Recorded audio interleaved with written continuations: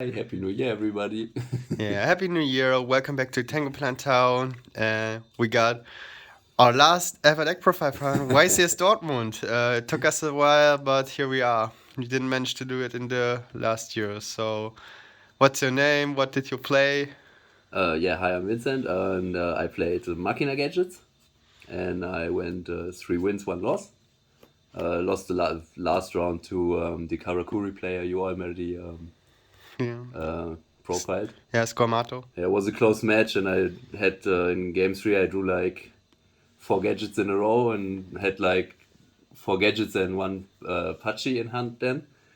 And he passed for 2 turns, and I was like, okay, I know he has Ninishi, I think that is the name of the double summon Yeah, tuner. Ninishi. And I was like, okay, yes, only this guy apparently. So I thought I could go for gadgets to get like Utopia before I go into Pachi. And then he played Cyber Dragon, and I was like, yeah, kind of could have considered that. And then I also only lost that because he had Solomon, my Solomon, in that situation. So it kind of snowballed from there. In the other games were, I'd say, pretty easy, but yeah. You played against Switch decks? First round against Frog Monarchs was grindy, but was never in danger. 1-2-0. And then I played against Hero Beat, who weirdly enough didn't side out Dimensional Fissure or Macrocosm against gadgets. I mean, it stops Machinas from hand, but does nothing else really. That was the Dimension Yatas deck. Yeah, yeah. Yeah, And profiled I that as won. well. I won round 1 under skill drain because he drew like only 3 monsters, and I had like enough removal, and had green gadget for beating even without effect. And then game 2 I won with a sideboard card with green kappa.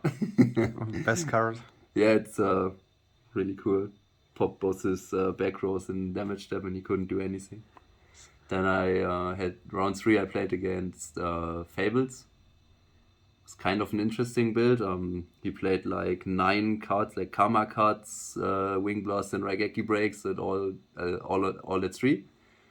Because his reasoning was so he could discard one Fabled after the other in the end phase, and there's never a good spot to maxi because you never know if he will drop another trap, and discard. And then in his turn, he just synchros. So he. Weird part of the deck was he played no Tengus, as far as I could see. Well, no Tengu. I mean, Tengu is not that great against Maxi, but I don't. Yeah, but I think it's like so strong, you don't want to miss It's out on literally it. the best non-favorite card besides Yeah, Tour Guide, maybe. probably. I mean, you can go so think- hard with it. I think it's even better than Tour Guide, but that's just my thought. So yeah, let's get to the main deck first. Yeah, it's pretty simple, pretty straightforward. Could you turn around the cards? Hmm? Could you turn around the yeah, cards? sure. It's like staple Machinas, staple gadgets, 9 of them, because we're playing 3 offering. Oh yeah. Then duality, which most of the time got me a gadget because apparently 9 is not enough to get one. Yeah, really, I don't know, I activated maybe 20 pots of duality and took like 12 gadgets, 15 gadgets. 2 solidarity. 3 was a bit much. I mean, I only tested like 4 or 5 matches online, but So you played no hand traps, just the machines, no Gale, nothing. and nothing. Yeah, not even in the side deck. Was just a simple deck. And double smashing, 1 dark hole. It's enough. I don't need like 3 smashings.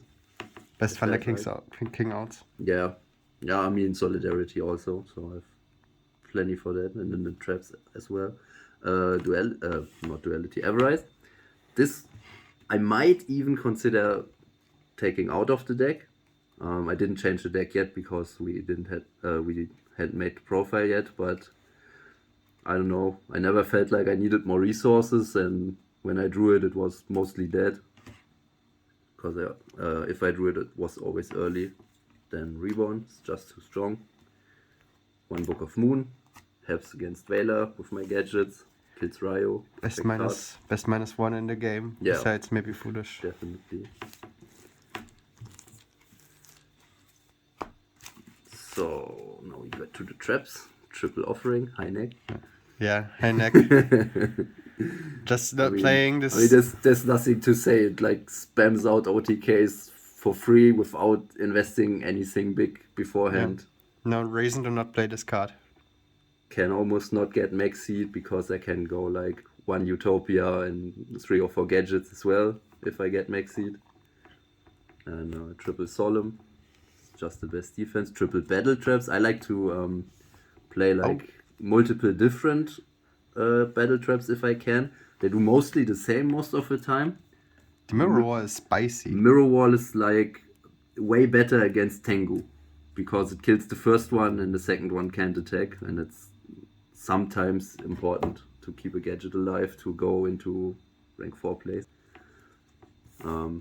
As well, this one sets up rank 4 place pretty easily if both players only normal sum. A lot of one-offs, Heidober. Yeah, I like that because since I started playing back row lineups like this in like Gladiator Beasts, because you're basically boned if you have one-dimensional defense, like I don't know, 3 of a kind, same cards, and it makes it easier to play around for the opponent. I mean, this can stop an attack, and then I can go into rank 4 place like those cards, but it can like also stop effects. So I like that a lot. Then 1 call gets you gadgets, it's nice. 1 torrential, 1 road, and 1 rivalry in main deck, since I figured it doesn't hurt me at all. Yeah, you run only machines thanks to the solidarity. Only Earth How machines. did the rivalry perform? I did something here and there, but nothing too crazy. I mean, the Fabled deck I played against was like mostly Fiends, because he played no Tengu, just Tour Guides and Fables and some Beast. Then the Monarchs, I didn't draw any of these, even so I boarded more of them, Gozens and Rivalries. Imagine main decking this card in Edison format where you can still tribute for your Chaos. Yeah. Must be nice. And in the hero matchup, it did almost nothing. Karakuri obviously did nothing. Yeah, Karakuri is kind of obsolete against. Yeah, so we go to the extra deck. Like, this is basically the star of a deck just because it's an Earth machine. Yeah, and there's a 2.5 beta. Did the effect ever come up, like flipping down the gadget? Nothing. I mean, I'm citing Green Kappas and Pachis, but didn't come up, no. Yeah, this is probably better to make with the solidarities. Yeah, it's just that. But if you go crazy with, so if you have solidarity and go into 1 XCs, so it's most likely this guy, except if you really need Utopia effect or Roach. And if you go crazy with the offering, you can also go Utopia, because it doesn't matter to turn off solidarity, because you're probably winning the turn. Then 3 Utopia for that. Yeah. Double Roach. Why not the third? There's no need for it. I think I didn't even make 1. Didn't get to it. Like against Karakuri, I didn't had the time to make it, and against, well, that's not quite right. I had like 1 game I stomped with offering, so I didn't go for this one. So I went for stronger guys, and the other games, yeah, it was really grindy, really close. I don't know, maybe I made 1 Utopia or something. Then like the Synchros is just the good stuff, best on every level, I guess. For Reborn, I guess, or Stardust for the road. If I reborn a tuner, can go into those. And 1 Fortress Dragon. 1 Fortress Dragon is enough. The opponent throws anyway when the second comes up. Yeah, I don't know that. That's another story, but I don't play Cyber Dragons myself, so it's just if a Cyber Dragon gets summoned. Yeah. Which is very unlikely that it's summoned and stays on the board, because I usually show a machine first turn and then people won't summon Cyber Dragon and pass. So, side deck, we got 1 Machina Soldier. Oh, that's an interesting one. Why did you play this? It's like the last fortress is often enough you don't want to discard for it. And it also disguise, so this guy, if you normal summon it, it can special summon any Machina Soldier from your hand. It's like a marauding captain for that. But it can also go for the fortress. Oh, that's really good against Ryo. Yeah, that's the point. So if I go first and I see in my hand like Gear Frame and Fortress, I will always search this guy with Gear Frame, because then I know if Ryo comes up, I can just summon him and go for Fortress. and beat over it. And it's not crazy good, but it's like it turns a bad situation into a good situation. Well, right, and just as a one-off because it's searchable. That's Yeah. also very important. So then we got 2 of these guys. Fun card. Yeah, I mean, the 2 times I played it, I'm pretty sure I set it both times and used it to clear the board. So wasn't that oppressive, but did its job. Then Green Kappa, as I said, came up against heroes. Why did you decide to play this? Or I had like spaces left, and I wanted like some more back row hate because gadgets can. So if there's like a permanent trap or spell threat, I need like those for them, and then if Yeah. the opposing deck plays even more back row, which he sets and lets face down, and yeah, I got like more outs. so and I don't this know. is better here. It's also like some nostalgia. I like the card like for years. It's probably better than Catastrophe, because you Yeah, want to set you back can row Starlight yourself. Road this guy if he gets attacked and stuff. I mean, the second game against Hero Beat didn't look that great if I didn't have exactly this guy. Yeah, that's Really pretty good card. simple. Also searchable with Rhoda. Yeah, but If anyone wants to. defeats kind of the point if the opponent knows it's coming. Yeah. Unless they have already committed to like 3 back rows or something. Yeah, then goes and match and one more rivalry.